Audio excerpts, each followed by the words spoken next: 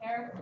And I think ever since then we've been trying to kind of arrange something so I can come and talk to you guys about what's going on from the hospital side of things.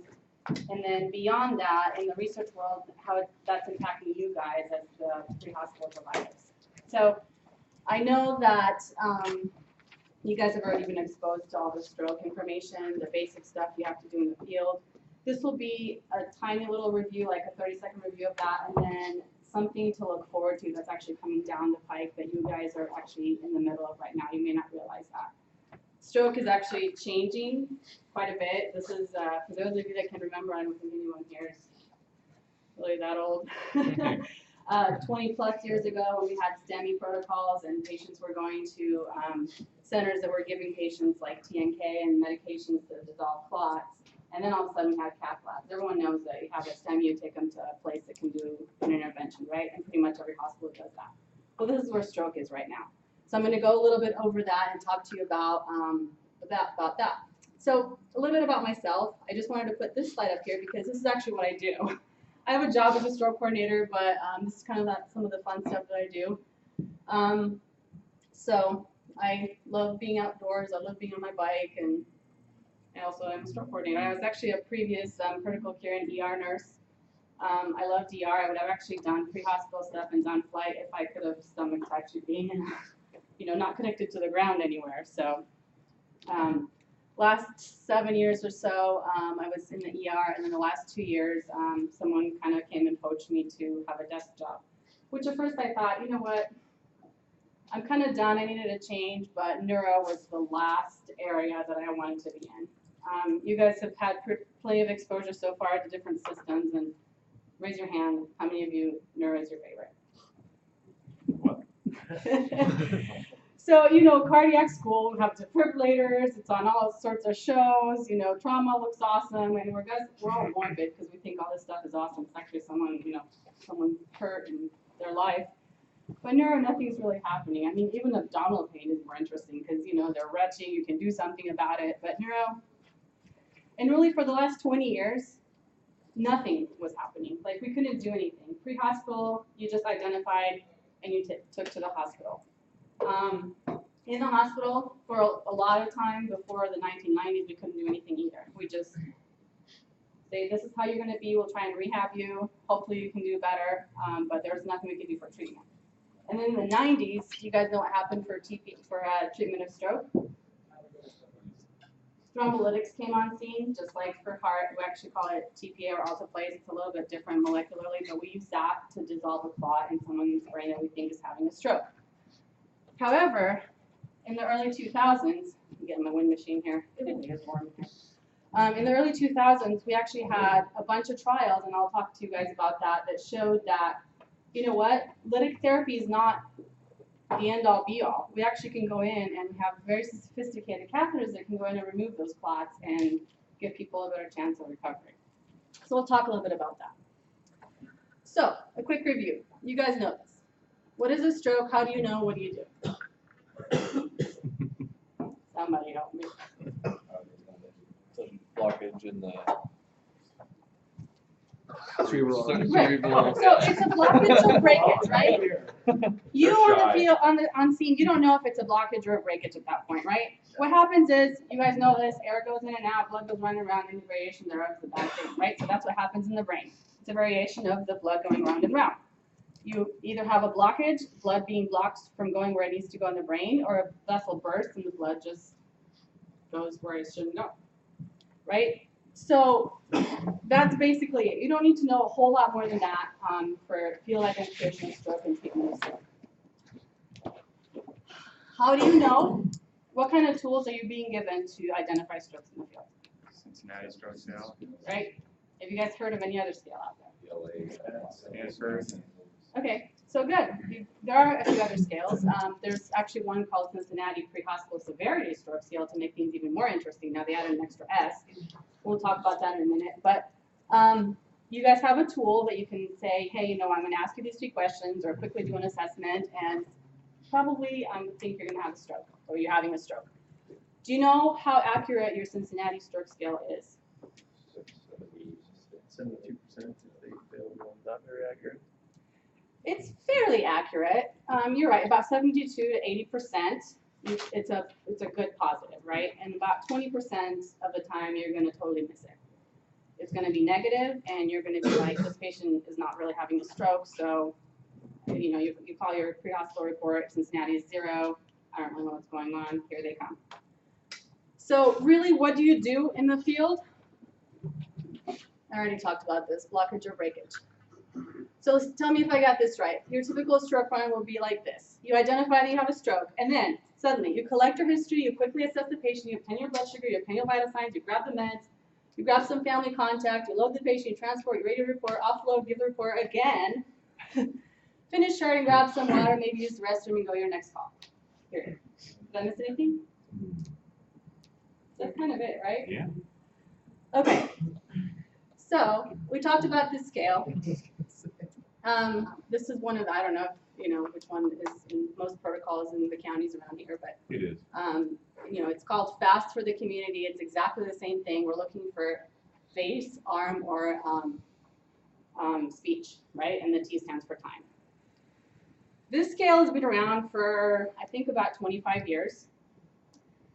Now, I don't know about your class here, but most places don't have equipment or protocols or things that haven't been revisited for 25 years, right? It just came on scene, it got stuck somewhere, and it stayed there. And this is what we keep teaching everyone. But since we already discovered that, you know what, it's only about 70 to 80% effective to predict stroke, yes or no. It's actually not effective at all to predict a large vessel occlusion, which I'll talk about in a minute. Have you guys heard that terminology before? Large vessel, great, yay, I have something new. All right, do any of these symptoms, can you tell any of these symptoms with the Cincinnati? Patient that just has sudden confusion. Pupils. Not That's traditional. No, you don't have pupils here. How about sudden blurred vision? How about sudden loss of balance? Are any of those represented in the Cincinnati scale? No. So I'm going to try and talk to you about some things that are really going on in the stroke world. I want to make it very clear that currently all the county protocols and everything you're being taught is current as far as what everyone's doing. This is totally cutting edge, but you're at the crossroads where things are going to start going one way or the other. It's actually a super exciting time to be in stroke. I know, you're like, okay, you're up. I mean, it's like this closed vault, no one knows what's going on there. It's like, it's kind of a challenging patient population to begin with. They're like riding around on your gurney, you can get the IV started, you just can't get them to the hospital fast enough. But really, it's really exciting. And you'll see, as we talk a little bit more, how amazing the things that we actually start doing from the get-go, from like minute 0, from the time you guys get called out to the time they get discharged from the hospital, every single second counts. And actually probably more than in cardiac, right? I think it's actually more than cardiac because, you're always taught time is muscle. You got to get them there, get them to the cath lab. Well, you still have a functional pump, even though it's only like 40% functioning after you have a heart attack. Not so much brain. That area of the brain that controls a certain function is gone. It's gone. I don't know about you, but this and this, I love doing. So that goes a lot of times for people. You can't feed yourself. You can't drink. So all these symptoms, you're totally going to miss with the Cincinnati, right? So, let's see. We talked about a crossroad. This is where we're at right now, literally right here. For the last 20, 30 years, every patient that you've picked up from the field is gone to pretty much, we live in the Sacramento area, everyone's primary stroke center. Everyone can give TPA, everyone can do what they need to do for the stroke patient. Some in the rural communities, so there's some hospitals that you might want to bypass, based on protocols if they're not, primary stroke centers. However, what's happening right now is we actually have a terminology called comprehensive stroke centers that are on the scene. Have you guys heard of that? So it's basically like back when we used to pick up cardiac patients and there were no cath labs except a couple. And everyone was like, well, you can't bypass our hospital because we can still give TNK and then we can take them to the cath lab. So that's kind of where we're at right now with stroke. It's kind of political. Nobody wants to bypass a certain hospital to take them to another hospital that can do intervention because we haven't gotten there yet. Everybody hasn't sat down and had a big powwow and said, well, this is how we're going to divvy up the pie. And be able to treat our patients accordingly. But I'll show you some of this research that is actually astounding, that actually compares cardiac patients to stroke patients, and the outcomes are phenomenal. Like 1 in 17 patients that you do a cath lab on a heart benefits from that. So that means for every 17 patients you pick up with a STEMI that end up going to the cath lab, 1 benefits. Those are the studies. And actually with stroke, for every 3 patients that you pick up and end up going to a cath lab for the brain, for every 3 patients, 1 benefits. That's pretty astounding, don't you think? So we're actually going to be looking ahead. Does that kind of make sense, the delineation there? You guys, we're doing everything we're doing for stroke right now. We're picking up the patients, we're taking them to the facilities that can give them the current standard of care, which is thrombolytic therapy if they qualify. However, probably in the next year or so, you're going to start seeing a lot of discussion as you guys graduate and go on to the different, if you're going to stay in California, it's actually changing right now. In Florida and Ohio and Rhode Island, they've already changed this, where you're going to start seeing some stratification, some bypass protocols. And you'll see why this is important. I'm not just here to confuse you right at the beginning and tell you, well, okay, well, we're going to be doing this, but really we should be doing this, and I don't know what to think. You guys are going to change this landscape, right? So I just want to be able to give you the information that you will be able to start the discussion and ask the questions by moving faster. Because as you know, county protocols and everything that deals with, government involvement moves very, very slowly, right? So why did I put this slide here? I don't know. It's an antiquated car. We're looking ahead. Want to get a better, faster car. We already talked about this, so it's a changing landscape. We want to remember the late 80s and lytic therapy for STEMI exactly parallels the same idea. Now, do you see a problem with that? What is the problem when we're comparing stroke with STEMI? That's like 30 years ago. Sure, but what is the tool that you use to identify a STEMI in the field? Right, that's pretty cut and dry. Like, imagine getting on the scene and, getting the patient presentation, they're having crushing chest pain, they're diaphoretic, and you don't have a tool to say, gosh, should I drive quickly with this one? I don't know what's going on. Should I give them an aspirin? Right, we can't even imagine that kind of work because we have the tools, right? Well, do we have a EKG for the brain? We don't. So we'll talk a little bit about that. I made this into my fan because I couldn't print more than one copy, but if you guys subscribe to this was actually a couple of years ago in EMS World. It was actually a great article talking about the changing landscape in EMS pre-hospital care. Do you guys subscribe to this? You can pull it up online. It's actually a Revolution in Stroke Care, EMS World. It's actually a phenomenal article that talks about how important it is to be aware of what's going on. All right. So I want to just kind of differentiate 2 things. Obviously, when you roll up on the scene, you don't know if the patient's having hemorrhagic or ischemic stroke. There's some telltale signs. What are some signs that you might make you think that this is probably a hemorrhagic stroke versus an ischemic stroke? High blood pressure, perfect. One of, yeah.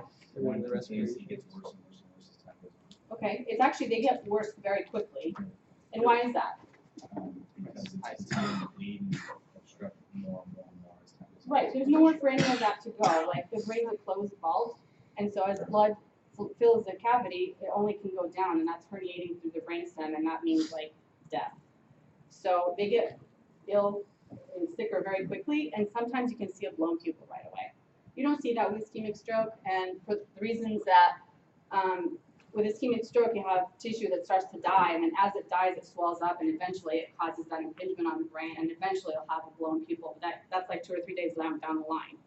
So unless you have an unknown normal time, and your patient is now like sitting there totally super with a blown pupil, you don't know, you can't differentiate. But sometimes, you obviously have your blood pressure like 260 over something.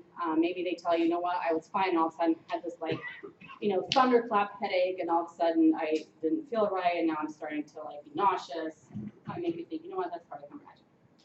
Ischemic stroke is what we'll be focusing on mostly this morning because that's kind of where things are changing right now. And I just want to make 2 differentiations.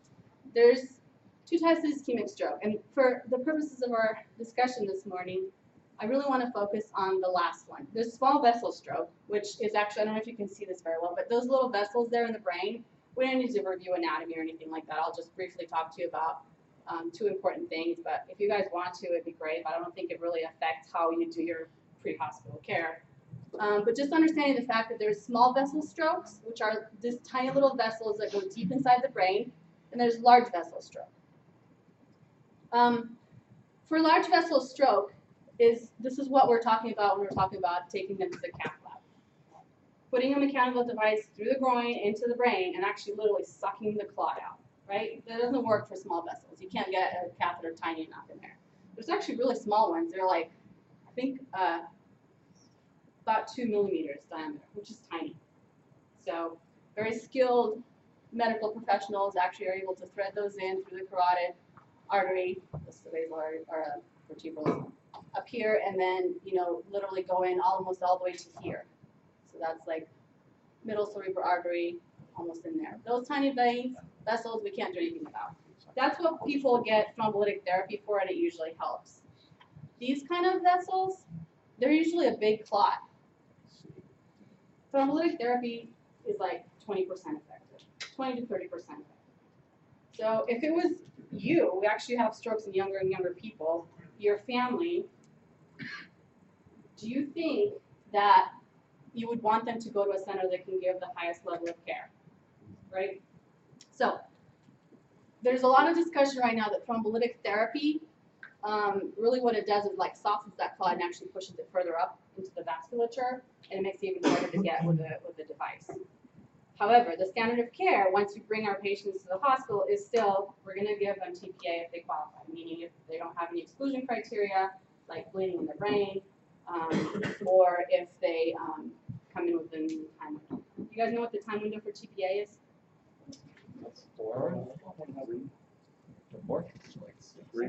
It's actually 4.5 hours. Used to be 3, and then 4.5 with additional exclusion criteria, but now you just say 4.5 hours. So really, when you pick up a stroke that's within 4.5 hours, no last no normal. Like the family was there, they said, you know what, I just left them, I went to make coffee, and then 5 minutes ago, and then I came back and I was sitting here like this, and you know, in the chair. You were like, okay, I'm on a timeline right now. I've got to get this patient out quickly because they qualify for this intervention that could save their life. There's about 2 million brain cells that are lost for every minute of delay that you decrease or you don't restore circulation. I don't know how many, everybody has different brain cells. Some people value theirs more than others, but really it's a lot of tissue very quickly that we lose. And the brain, I mean, there's a lot of research out there that says, you know, we can create different pathways and rewire ourselves so we can control different functions, but for the most part, you lose that function. It's very hard to get back to 100%. So, very important. So we're talking about large vessel stroke. Quick review. This is what the brain looks like. You have your anterior circulation, middle circulation, posterior circulation. So really, your anterior and middle control this part of the brain, and posterior controls your cerebellum and a little bit of the cerebrum back here. Those are your large vessels, right? We're talking about 3 different territories. For the most part, they present a little bit differently as far as symptoms, and that's it. I told you TPA was about, what did I say, 20 to 30% effective. And now this is the amazing thing. 10 to 30% of all strokes are LVOs. Now this is so new we don't even know, but it's probably close to 30%. So that's a huge chunk of our stroke population, right?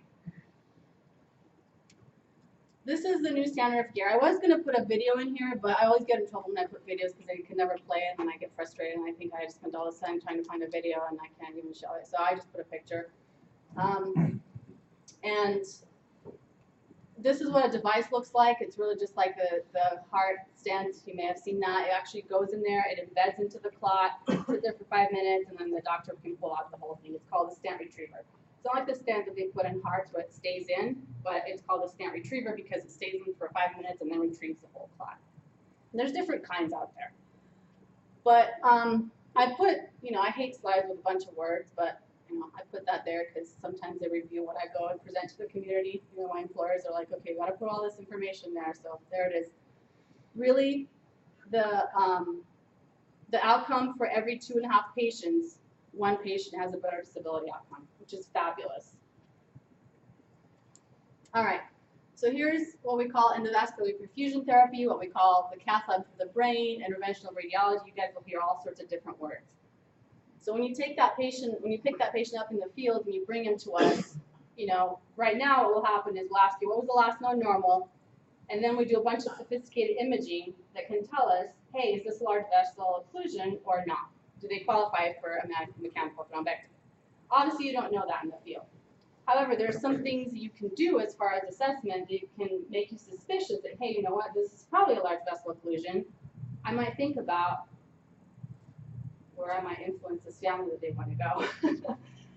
You can't really do much as far as like, you know, your protocol says to take them to the closest primary center. That's what most of the county protocols say now. But I think for the most part, educating the community and they can decide where they want to go. And if it was your family, you can decide, hey, do I want to take them to a place that can remove this clot as quickly as possible? What happens is when there's a stroke, there's a part that instantly dies. It's just a little cartoon. It's not the best one, but that's what we have. Probably you've seen this in terms of cardiac, right? You have an ischemic core, you have an area around it that's kind of like at risk, and then you have normal tissue. Exactly the same thing in the brain. So ischemic core is already dead. The stroke happened. It depends on collateral circulation, brain tissue, age, a ton of different things, how much of that actually dies right away, right? Because everybody's different. Some people have better collateral circulation, just like in hearts. Maybe they don't watch TV or, you know, are on their phones too much. I don't know what actually influences that, but you have a better chance of sustaining a little bit of ischemic insult there. Some people have like a massive stroke and there's nothing you can do. But we don't know any of this until we get them to the hospital and do imaging. What we're looking at is, and you don't have to learn this word, it's called penumbra, which comes from Latin meaning shadow. But really this is the tissue at risk. This is a zone of compromised cells that are unable to function. So you're actually seeing signs and symptoms of, you know, neurologic decline based on what area of the brain that controls. But they actually are viable, so that means you can do something about it. And the more time passes, the smaller this area gets. Does that kind of make sense? All right. For endovascular perfusion therapy, you generally have about 6 hours from last known normal, but it depends. The consensus right now is 6 hours. However, there's actually new studies. One just came out 2 days ago that talks about an extended time window based on imaging. So when these studies first came out 2 years ago, everyone was saying, well, 6 hours ago, last known normal, we'll try and do imaging, see if they have a penumbra, we'll take them to the cath lab.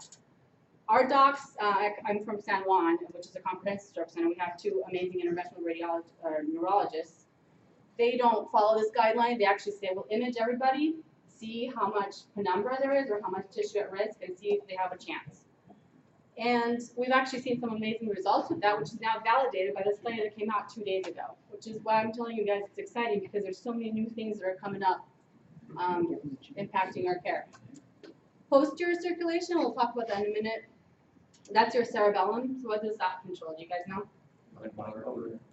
Fine motor, balance, you know, in gross terms. That part of the brain is comprised of different tissue than the front part of the brain. So that part of the brain can actually withstand ischemia a lot more than the front part. We actually can go into posterior circulation strokes. Actually, this is 12 to, we've done somebody that was 24 hours. 21-year-old gal that came in with a posterior circulation stroke. At hour 24, she actually went to 2 different hospitals. We have hospitals that feed in from like little outlying areas. This gal had nausea, vomiting, waxing and waning symptoms, went to bed, woke up, went to a little hospital. The little hospital's like, we don't know what's wrong with you, you're probably on drugs. Then to a little bigger hospital, and the bigger hospital's like, okay, we'll just do a little more scans. I think she's having a stroke, so she came to us. It was like almost 24 hours later. And they were able to go in and grab that clot, open that circulation, and she actually did pretty well. I call these people at 90 days after we've done these interventions, and it's pretty amazing. So, this is what I'm talking about when I tell you research, and I know you guys can gloss over. It's like not even 9 o'clock in the morning. We're talking about research, but look at this. These are patients that were independent at 90 days. This is the current standard of care up to about 1.5 years ago, was just to give them TPA, blue, just TPA, just TPA, just TPA. These are 5 different studies that are shown here in the results.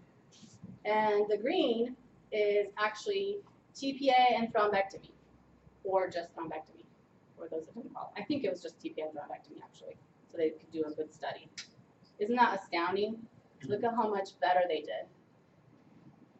And this is the slide I told you guys that really kind of brings it all home. These are the studies again, and it shows you like little men, you know, for Mr. Queen, they took care of like, you know, 7 little men, and one of them did amazing. Look at this one, 3 little men, one did amazing. So really, when you summarize all this, 2.5 to 3 people that we treat for stroke were independent.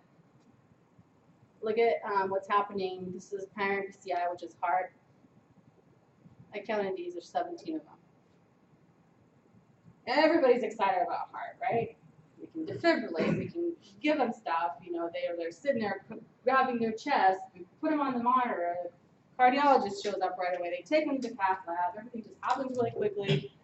I'm not saying that it doesn't help patients, but really when you look at it, how much more does this help patients? And right now we're on the verge of everyone realizing this and saying, hey, we gotta build more centers that can pull these clots out. We got to get some healthy competition going. We got to teach the public about what's going on. And you guys are going to be out in the community knowing this, talking to your friends, talking to your families, talking to your neighbors, hopefully talking to your patients. Does that kind of make sense? I didn't hear anybody say wow. I think this is the wow slide. Wow. Wow, right? We had, I don't know if you guys watched the news. We had one of our docs be on the local news on Monday. Did you guys see that? ABC News. It was like a segment on stroke. This is Stroke Awareness Month. And our doc was saying something, and the interviewer just kept saying, wow, wow. So now every time we see him, we just go, wow. Just silly. But this is what our cath lab looks like. It's 2 arms, so that's 3-dimensional. So, you know, you see pictures this way and you see pictures this way. And they can actually look in there, and I'll show you a couple pictures of what it looks like when they go in and grab those clots. But this is our new model right now. This is the crossroads. We're waiting for this to become widely accepted. And hopefully it's not because something bad happens and legislature passes, but because we want to be on the forefront of it and be progressive and get the discussion going, and be one of those counties that can do things before everyone else does them. But we'll see. The model is you want to identify these patients that have large vessel occlusions, and you want to take them to the cath lab or biplane or angiosuite. That's what we'd like to see. Right now, what you have is stroke, yay or nay, let's go. Well, let's go anyway, but stroke, yay or nay, hey, I think I have a stroke, right? So really, you know, once again, it's the same idea, different words. When you have an MI, you don't have a STEMI, you know, you take them to the hospital, they usually get medical treatment, have a STEMI, they go to the cath lab. Stroke, same idea. So really you could use the word ELVO or ELVO or LVO, large vessel occlusion, or emerging large vessel occlusion, same thing, I don't care if you put the E in front of it or not. This is what it mirrors. Not LVO, they could qualify for TPA, which is our thrombolytics. Now the name is also placed, this is what you get in 4.5 hours or less. Or if they're an LVO, they could qualify for TPA, interventional radiology, or just interventional radiology.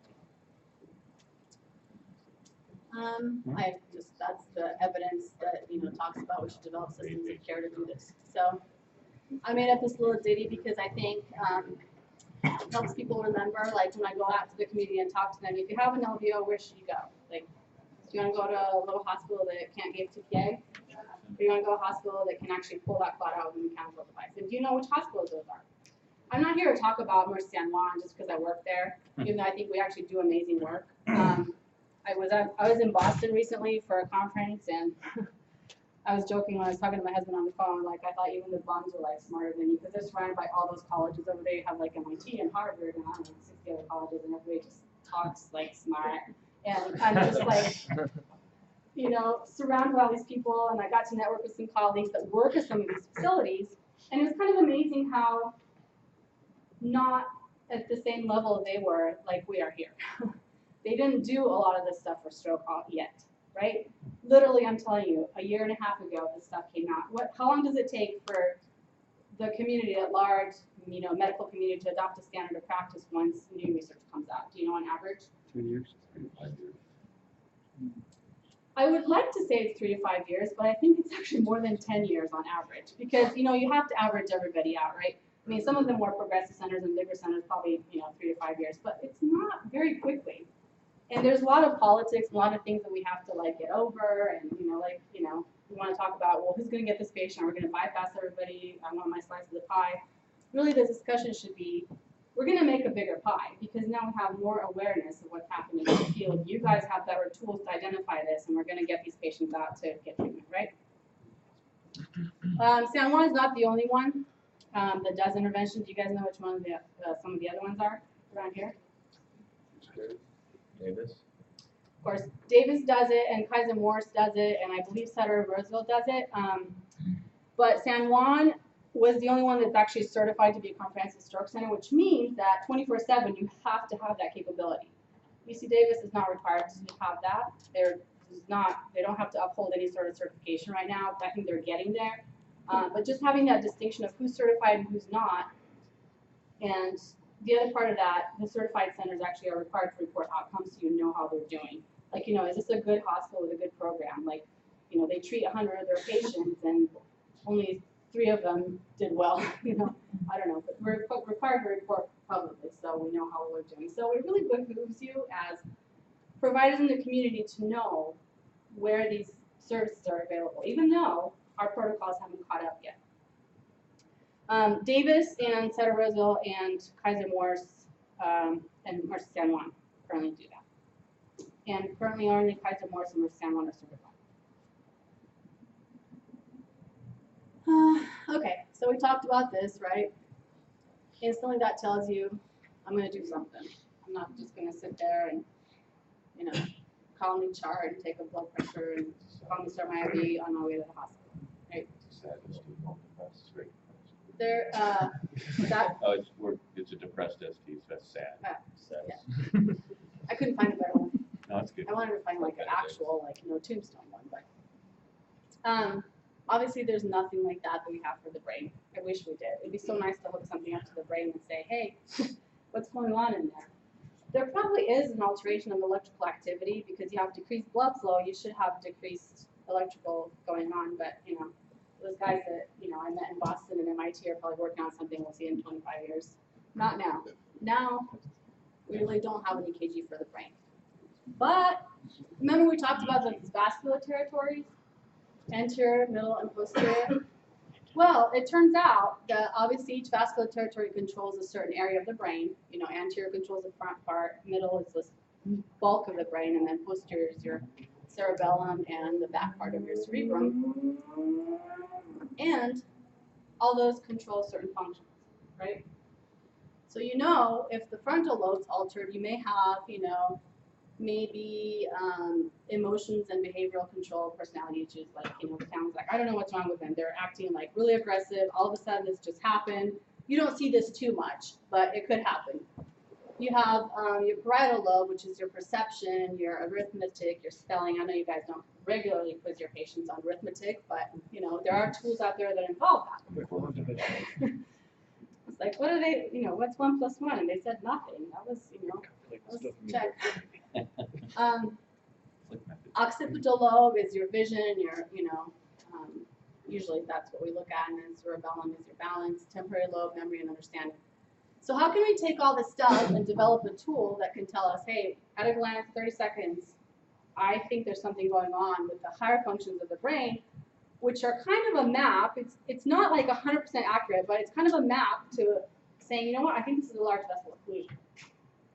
What we have in the brain is the sensory-motor cortex, which is like just this area that is almost like a little crown that is like this. And almost everything is kind of embedded in that as far as how we can assess function outwardly.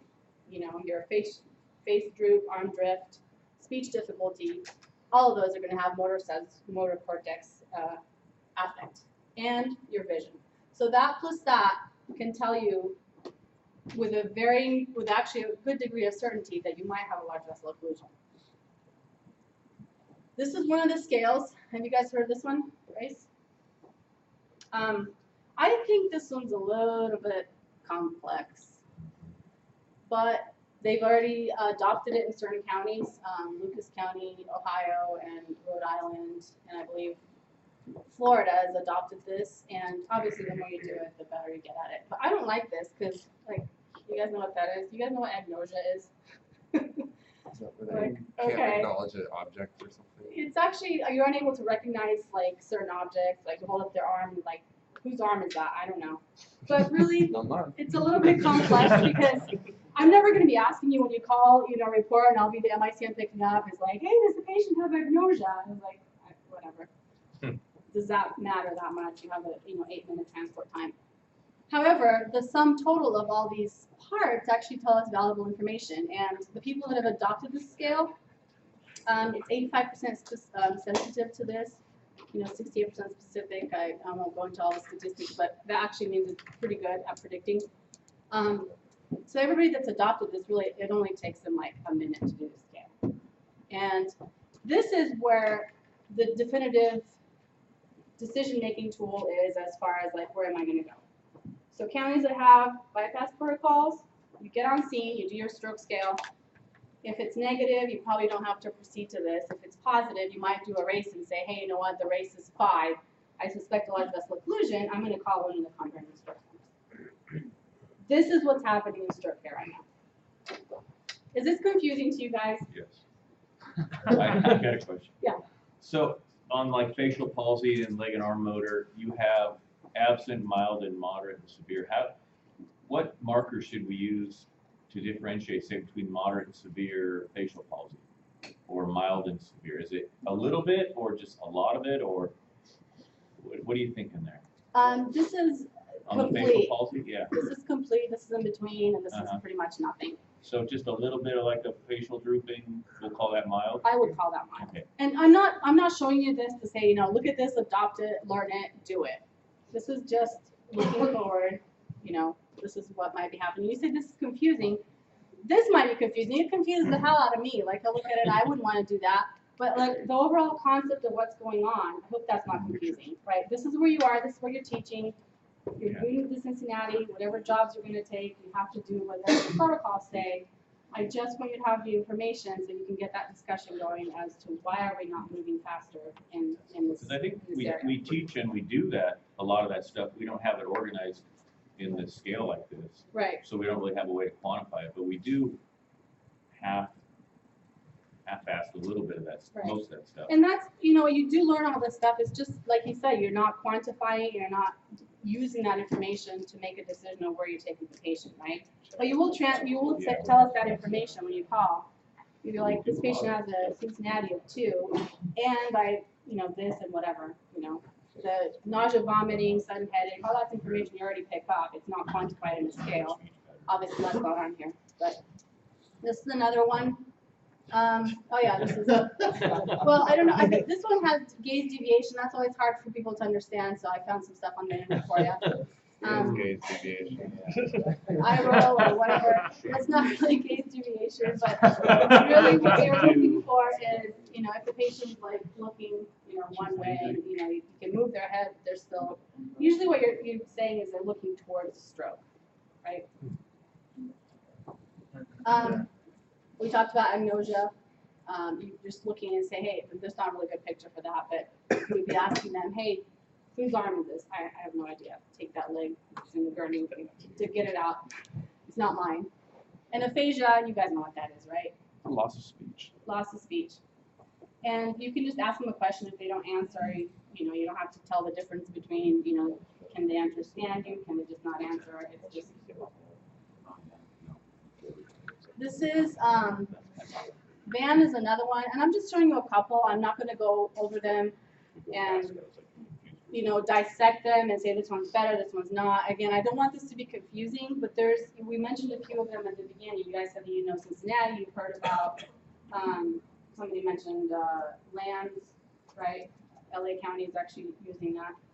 There's one called LEGS, there's the RACE, there's VAN. This is just the global bird's eye view for you guys to know.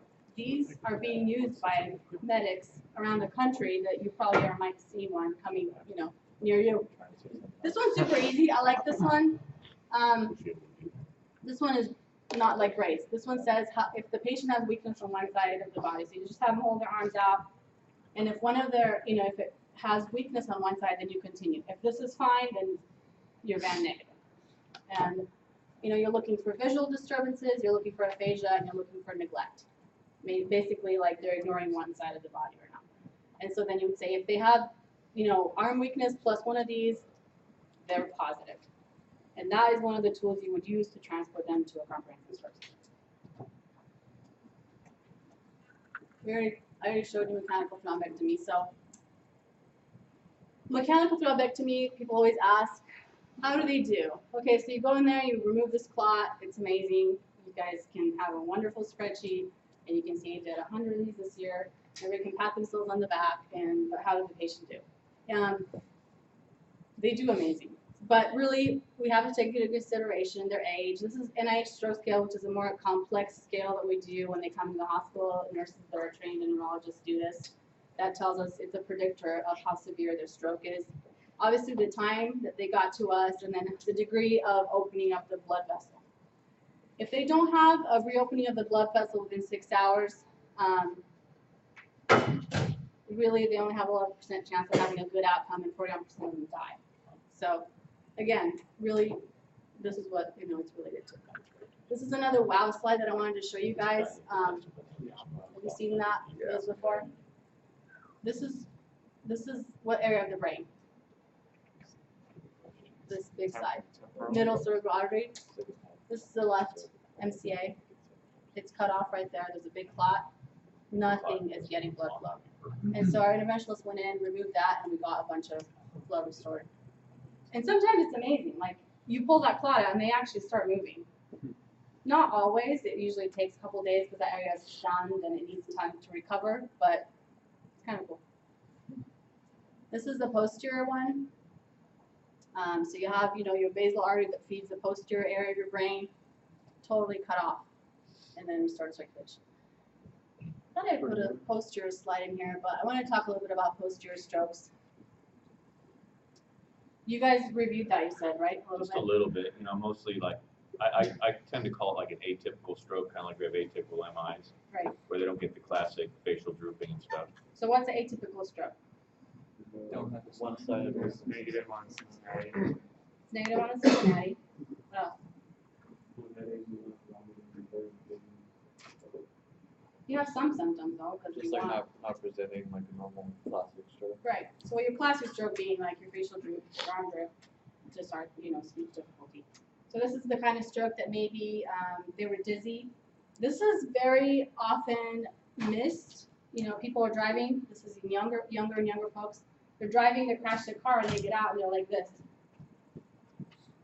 And the police gets on the scene and they're like, they're drunk. Now you don't take them to the drunk anymore, you just take them to the hospital. But you take everybody to the hospital. But that's the first thought, right? That's everybody's first thought. Well, this is a very atypical presentation of a posterior stroke. We call it the drunken sailor walk because what is that? That's called ataxia. That's not coordination, right? That's controlled by that posterior area of the brain. And we see a lot of young, like 40-year-olds with this, even younger, like 30-year-olds. These are symptoms also that come and go. There's a very large vessel here in the posterior area called the basal artery. And sometimes, a clot will form here, and based on how they're sitting up or laying down, it goes up, it's blood flow, and then sometimes it travels back down and their symptoms resolve. They're kind of weird. We've had many of these come to San Juan, yeah. Would something like nitro, like it's not like a protocol, but like would something like nitro actually like benefit the patient at all? No, and the reason is you don't want to mess with their blood pressure at all when you have a stroke. Because we don't know, number one, if it's ischemic or hemorrhagic in the field. So really it's two different things. You want to keep their blood pressure up if it's ischemic because think about it, you have a clot that's blocking that area. You're trying to get as much, the reason their blood pressure goes up is so you can get blood flow to the area past the clot. Sometimes it's completely occluded, but sometimes, they can, by increasing the blood pressure, you get some blood flow back there. And you can get some more blood flow in the collateral circulation. If you give them nitro, sometimes that blood pressure tanks.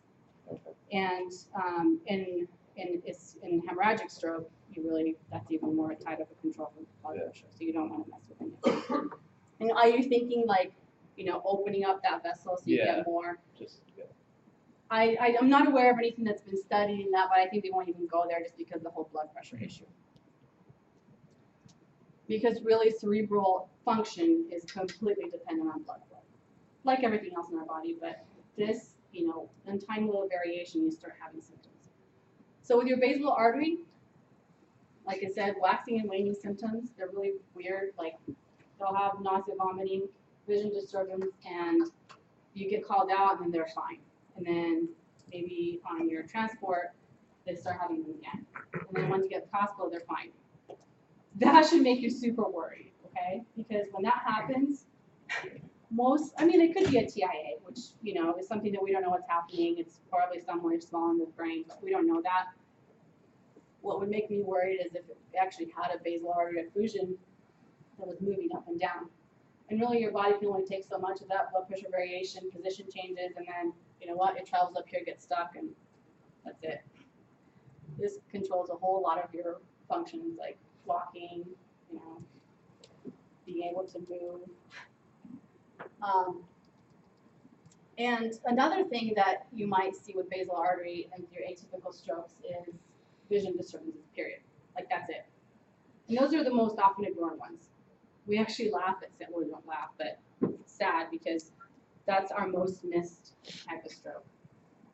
They come in, sometimes they don't even know they have a vision. They're like, oh no, I'm just been staring at the computer too much, my eyes are tired, and probably started last night, I don't really know. You have them look at something that they know is full, like a clock. They cover your right eye, cover your left eye, and you see the whole thing. Very often, they can't. Like, it'll just be half the clock. But they may not be aware that that's going on. So, take vision disturbances that are sudden very seriously. Would you say that the stroke started at night? Yes. They're telling me I started feeling weird at this time. Right. So, when you're taking these symptoms into consideration, when was the last time you were completely normal? That's when it started. So, like, if they said that they have symptoms that started last night, probably the last one was last night. You're in a rush. Well, what did we talk about? Posterior strokes up to 24 hours. So, it's up to you. Current protocols don't dictate you, like, rushing them, and if they're not, if the airway is not compromised, other things going on. But think about this. There's interventions that can help their disability and probably help them not have that and remain with that for the rest of their life. So, right. They're going to the hospital, but until I have something else about posters. Can't remember. Any questions on posterior strokes? All right, so we just talked about this. You caught it before we went to the slide. Wake-up strokes really should be treated with the same level of urgency because there's actually research out there that talks about a patient actually being woken up from sleep by the stroke. So even though they went to sleep, we're not talking about medial posterior visual disturbances, but say they went to sleep last night at 10 o'clock and they woke up in the morning, they got out of bed and their whole left side was weak and they, like, oh my gosh, what's going on? Your last normal was still last night, but there's research out there that shows that, it probably happened like an hour or less than 2 hours ago. While they're sleeping and the body's like, wake up, oh my gosh, control center, just wake up and see what's going on because something's not right. And the reason we know that is because when we take these patients to the hospital and we do imaging, you can see area of the brain that's still pretty viable, so you know it's a recent stroke. So really, and again, obviously this varies on protocols. At Gen 1, we ask, when you give us the information, we actually activate a stroke alert on patients that are wake-up strokes. Because we don't know. They could very well qualify for intervention. So, just a quick summary here. For pre-hospital stroke care, obviously we talked about your rapid assessment, you have the tool to identify it. Most important for us to know when you grab that patient is this, right? Why is that important? Therapy. Right. We can't do anything unless we know the exact time this started. And now this is my little soapbox for the day. Please pick a time and stick with it. Every time I talk to medics and even our ER nurses, this is what happens. This started 20 minutes ago. And then the family gets there, time stops for the family, right? They're in crisis mode. And so they're talking to the doctor and it's already like another 40 minutes. Yeah, about 20 minutes ago. And so you've already added like a significant chunk of time because everyone's like moving fast. You don't know, everything's happening so quickly. So please pick a time and stick with it. If family says this happened at 8:50, when you give a report, it happened at 8:50. It didn't happen 10 minutes ago, right? because that's a little bit ambiguous. And so we want to pick a time and stick with it so we can actually know exactly when the last known normal was. Obviously, you're going to transfer them to a stroke center. In the current landscape, you're going to take them wherever your protocol tells you, right? Which is pretty much every hospital because everyone can take care of strokes right now. Be thinking about possibly intervention capable, though, if you have any influence whatsoever with the family at scene, and say, hey, you know what, where would you like to go? I don't know if this is totally kosher, but hey, you know what, some of these centers that can do this is where I would go. I don't know, what do you think? Do we have any leeway on that? It's always better to ask forgiveness and permission. Yeah, I mean, think about this. It always comes down to what if it was your mom? Yeah. Right? We want to change this landscape. Our protocols are pretty specific about not passing up a facility, going code 3 to go to another facility. So you may have to make base contact and say, what do you guys feel about this? Yeah. You know, I would feel bad about going from middle of Sacramento, passing up a couple hospitals, but we do have Kaiser North and maybe UC Davis. And It's so kind of tough. obviously, That's where you guys need to help us. we're trying. Yeah. That's why I'm here. Give you the information. Start talking. Start talking. Go to Get out county there. EMS. When you start, getting your job, causes furor about this whole thing and say, why aren't we doing this? The only reason it's political. There's so much science behind this right now, but it's political because we don't want the powers that be to say, hey, you take this patient population only to this hospital and bypass all these hospitals that are going to lose out on the money for treatment, whatever. I don't care about that. I just want our patients to be taken care of. But unfortunately, we live in a political world. Obviously, you do pre-notification to receiving facility. These two things, if you guys don't remember anything from this presentation, even though we talked about what's coming down the line, but currently, this is what really is the most important for you to do right now. Obtain an accurate last known normal, and please, please, please, obtain a phone number of the person at scene. Why? I mean, you do that for the most part. But our neurologists and our docs that treat and give this thrombolytic therapy, which is actually kind of a dangerous drug to give if not given correctly. You guys give us great information, but nobody's probably going to treat based on, our medic said that this started at 9:30. Because we want to talk to the person that was with the patient when this happened. They want to know a little bit more information. What kind of meds are they on? Are they on an anticoagulation that preclude them from getting thrombolytic therapy? And get us a little bit what was happening. Because sometimes the family's not even sure what last known normal means. You may tell them that, you may try and extract that information. And the more we talk to them, they're like, well, yeah, if they started at 7 o'clock, comes out to find out that they woke up at 7 o'clock and they weren't really normal until since 10 o'clock last night. So we really need to talk to the person that was with the patient when this happened. So that's why getting an accurate last known normal and getting us a good family contact. Everyone has cell phones nowadays. They can be driving, following you, and still be able to be reached by phone. So those two things, the most important, so you can help this patient get really good care. And, my little plug here about starting the conversation about treatment options. Any questions so far on this? Did I confuse the crap out of you? Okay. I hope it was a little bit helpful. Where I already did that. I just added a couple more things here. Obviously, you're going to do an equivalent IV if it's time dependent. Again, depending on your protocol. We really need to know if they're on any anticoagulation, so please take the meds or the list. I think this applies for everything you guys try and pass. I just want to showcase a patient that we took care of. This was a 41-year-old female, and Sacramento brought her in. She was actually fortunate enough to be very close to San Juan. She lived close to San Juan.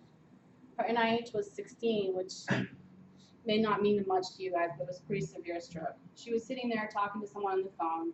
She had, I think, a 3-year-old kid, and I can't remember if her husband's a firefighter or not. Anyway, this was all over the news. It's not HIPAA violation or anything. But she literally was talking, and all of a sudden she just started having some facial droop.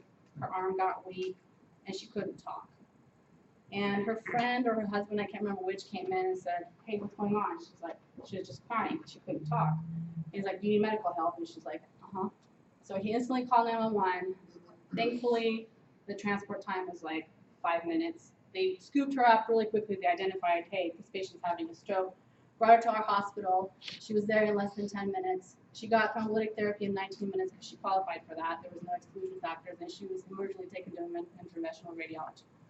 So really, in like less than an hour, all this happened for her. So they were able to remove 100% of the clot, so 100% of the vessel was open. She was discharged home within 2 days, and she had 0 deficits. And this is her. She's talking to one of our interventional radiologists. They actually did a news clip on her. This patient that would not have had access to this type of procedure would not be standing here talking to you. I guarantee it. Because this type of insult, occlusion, is so devastating to patients that if you don't actually do it quickly, she'll end up like in a skilled nursing facility with a peg tooth out. TPA alone on her would not have. No, affected. it would not. She actually had, I believe it was a left MCA. Yeah, left MCA occlusion. It was pretty large.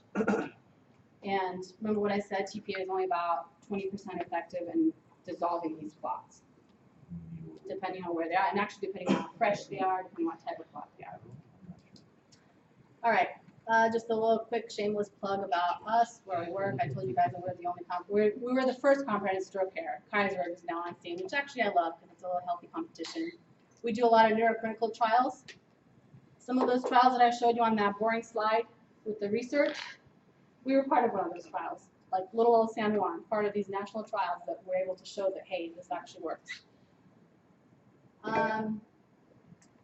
We have 29 teleneurology sites, so that means we're kind of like the spoke for, or what is the word?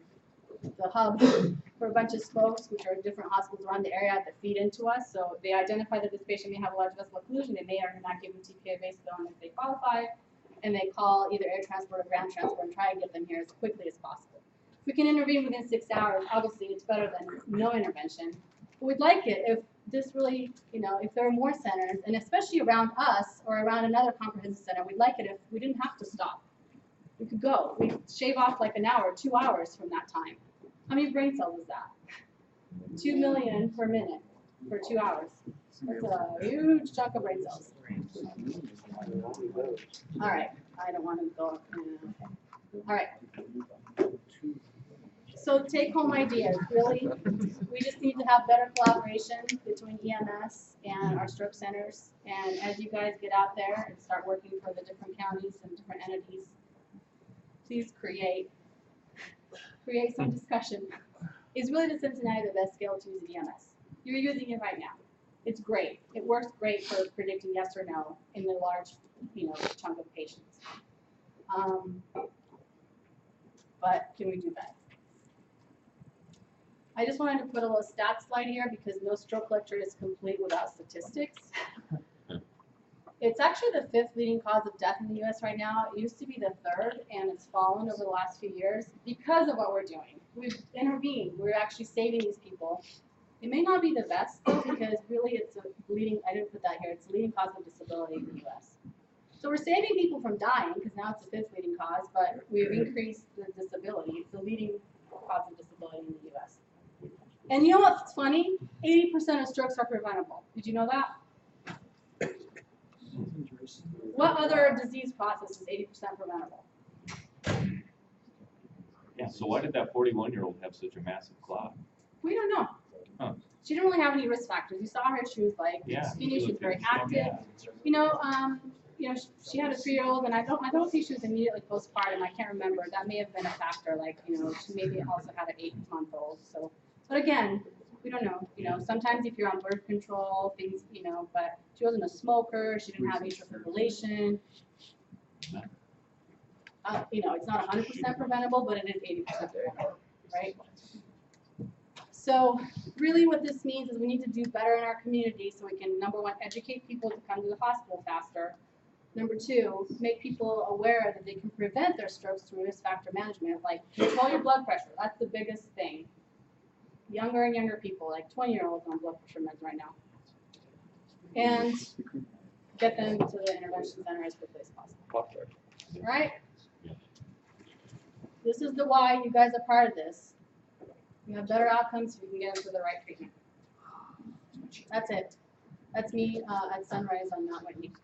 Most importantly, have fun in your life. This is work is work, but always get out there and have fun. I did not mention that based on those severity scales that we talked about, you guys can take one of these and pass it on. This just came out from the AHA like last month. And this is why this is exciting, because now the AHA is saying, we don't recommend a certain scale, but we recommend that you do something. You pick one and you actually add it to your protocols.